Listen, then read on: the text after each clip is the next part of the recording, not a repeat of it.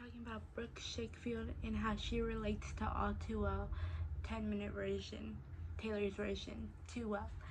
So we're gonna get started. I'm gonna do my makeup while I do this. So Brooke Schofield grew up a regular, normal life. Well, as regular as it can get. She did dance as a little kid, competitive, and her parents were a little bit into drugs, so they were in and out of her life until eventually at 11 she went to go live with her grandparents, which are her dad's mom and dad. And she went to college. She only did 3.5 before dropping out, and then when she moved to LA, she worked at a restaurant and she eventually got fired due to COVID and some other stuff. And she was already friends with Hannah Mojo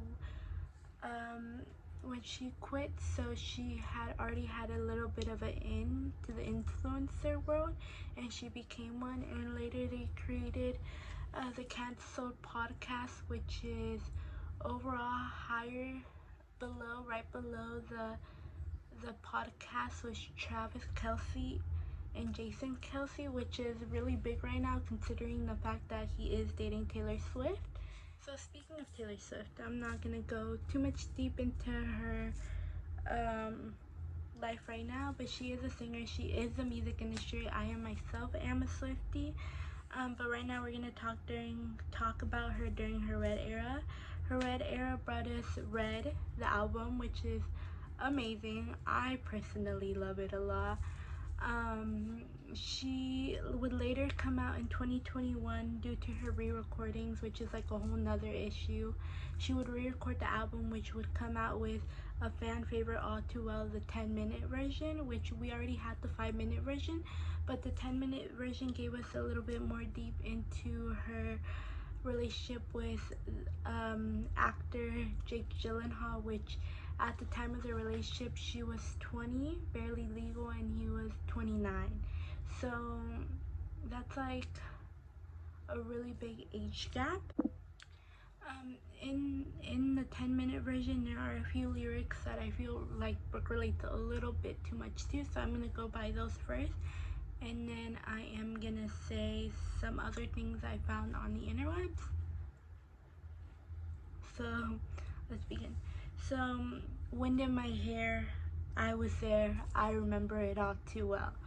I think this relates to Brooke a lot because in the public eye this happened 2 years ago during COVID, and they keep telling her to let it go. In that defense, Clinton Kane does say that, like, he posted a TikTok to promote his to promote his song, saying, when I'm just trying to live my life but my ex keeps yapping about the relationship. That was 2 years ago,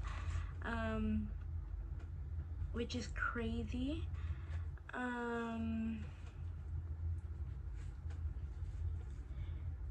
That would also happen to Taylor whenever she releases All Too Well, and then also 10 years later when she would release the 10-minute version. She would get criticized about the 3-month relationship that impacted her life, but I think that these relationship impacts your life so much because you think this is gonna be the one, and you all suddenly it just falls apart and you're just like broken, which brings us to the second lyric I had pulled from it, which is, I'm a soldier who's returning half her weight. Brooke would go on to say that this relationship made her lose 20 pounds in a very fast time, like in a month, and that after that she got diagnosed with bipolar disorder, which probably had nothing to do with this, but it's just a way of saying that this relationship did hurt her. She would have to be watched by her friends, and in a way her life would change after this relationship, for the better now because she is thriving right now. But you would just see this decline that like this man did to her, And Taylor Swift would go on to say that she did have an eating disorder, probably not from this, but that she would that this relationship did impact her, her mental health after this 3-month situationship, which would cause her to write this Red, the whole album, and the short film, which is one thing we're going to talk about. I did find this article. I'll leave it down below if I can find it, but it did say that Taylor Swift would come out with a film, the All Too Well, the short film, and in that film she would talk about, there would be a scene about the character Dylan O'Brien and Sadie Sink, and they're in the kitchen, and that is a perfect example of gaslighting, if I would say so myself. He would ignore her in front of all his friends, and then at the end when she was trying to tell him that, he kind of just gaslighted her to believe that it was her fault, which Brooke would come out. She has many videos of Clinton Kane doing that to her, and Tana Moja would say that he would take her home from parties, ruin dinners, and one time Brooke made a joke about falling down the stairs, and he got really mad and did talk to her for 2 days, which is all like exactly what like somebody who gaslights does. And I feel like I see so many parallels between this relationship, because I feel like this was such a short relationship, but these impacted Brooke Schofield and Taylor Swift to come out with Red, the album, a 14-part series. Like, so many things happened because of this relationship, which all happened because this man scarred this girl. I would say that it is different that Jake Gyllenhaal was so much older than Taylor Swift, and Clinton Kane is actually younger than Brooke Schofield by 4 years,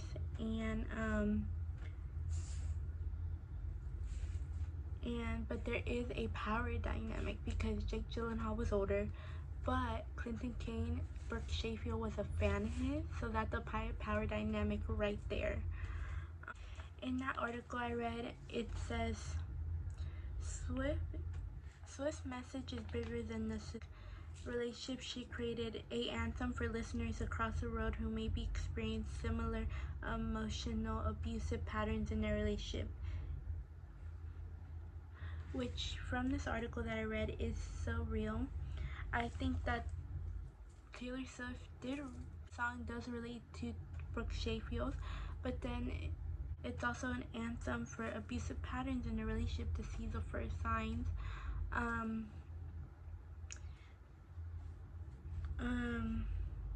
By this, I would also like to bring up Madeline Urgence with Central C, cheating on her birthday. Like,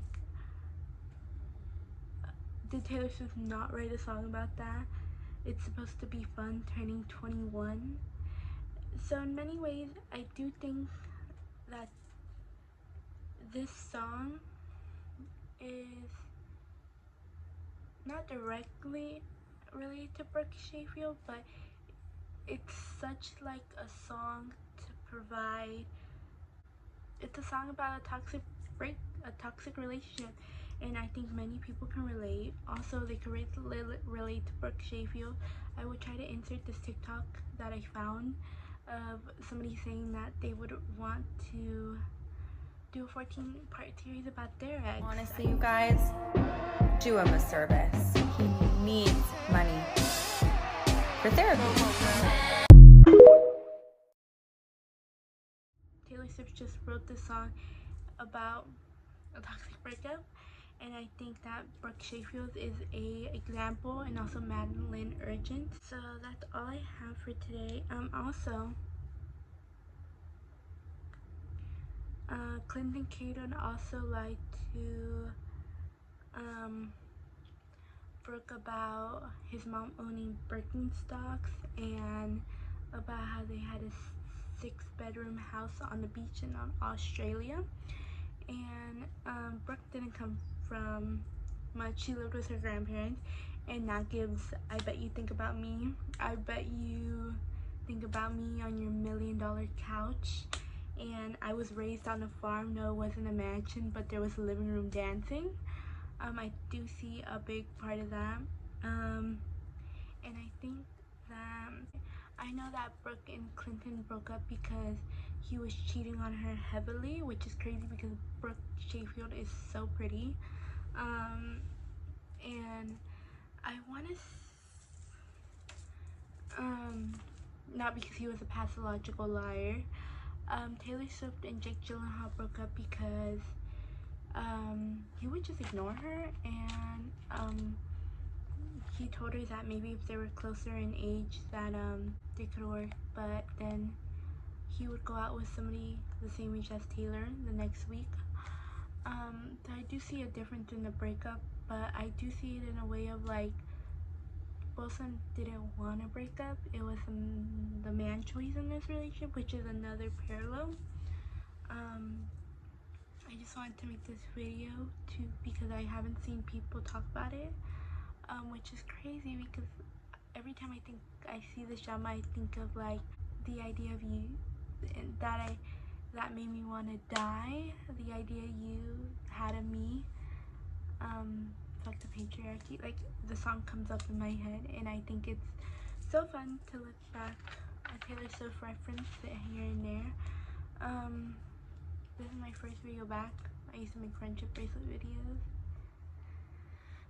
So if this gets 1 view, I'll do another video. So bye.